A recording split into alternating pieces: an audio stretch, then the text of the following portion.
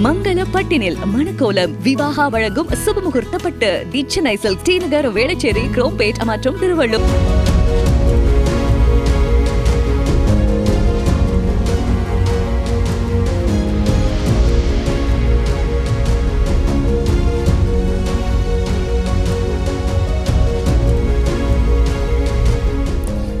சென்னை தலைமை செயலகத்தில் சென்னை பெருநகர காவல்துறையின் பயன்பாட்டிற்கான வாகனங்களின் சேவைகளை மு.க. ஸ்டாலின் கொடியசைத்து துவக்கி வைக்கிறார். அந்த காட்சிகளை பார்த்து வருகிறோம். மேலும் விவரங்களை செய்தியாளர் பாரி கார்த்திக் வழங்கிட கேட்கலாம். பாரி கார்த்திக், வணக்கம். மேலும் விவரங்கள்.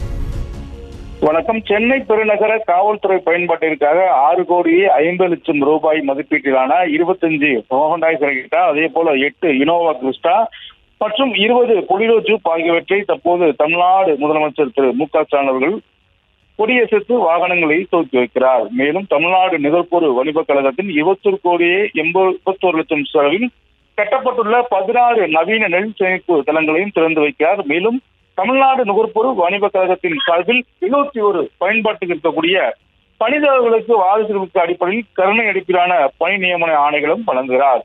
அதன் அடிப்படையிலே மாற்றுத்திறனாளிக்கான சிறப்பு சேவை புரிந்தமைக்காக சிறந்த சமூக பணியாளர் விருது, சிறந்த நிறுவனத்துக்கு விருது, அதே போல சிறந்த ஆசிரியருக்கான விருது, சிறந்த பணியாளர் மற்றும் சுயதொழில் புரிவதற்கான விருதும் தற்போது முதலமைச்சர்கள் வழங்க இருக்கிறார்கள். தொடர்ச்சியாக சிறந்த ஆரம்ப பள்ளி பயிற்சி மைய ஆசிரியருக்கான விருதையும் தமிழ்நாடு முதலமைச்சர்கள் தற்போது இருக்கிறார்கள்.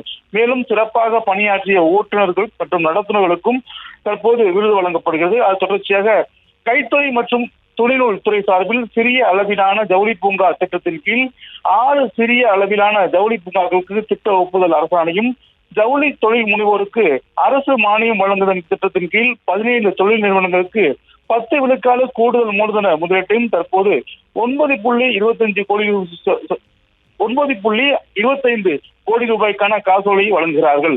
மேலும் உயர்கல்வித்துறை சார்பில் அரசு கலை மற்றும் அறிவியல் கல்லூரி, பொறியியல் கல்லூரிகள் மற்றும் அரசு பலவகை தொழில்நுட்ப கல்லூரிகள் மற்றும் பல்கலைக்கழகங்கள் ஆகியவற்றில் 96,75,00,000 ரூபாய் செலவில் கட்டப்பட்டுள்ள புதிய வகுப்பறை கட்டிடங்கள் மற்றும் ஆய்வகங்கள், கலையகங்கள் மற்றும் விருந்தினர் மாளிகை, உடற்பயிற்சி கூடம், அணுகுசாலை, விடுதியின் கீழ் பணிமனை உள்ளிட்ட பல்வேறு கட்டிடங்களை தமிழ்நாடு முதலமைச்சர்கள் தற்போது திறந்து வைக்க இருக்கிறார்கள்.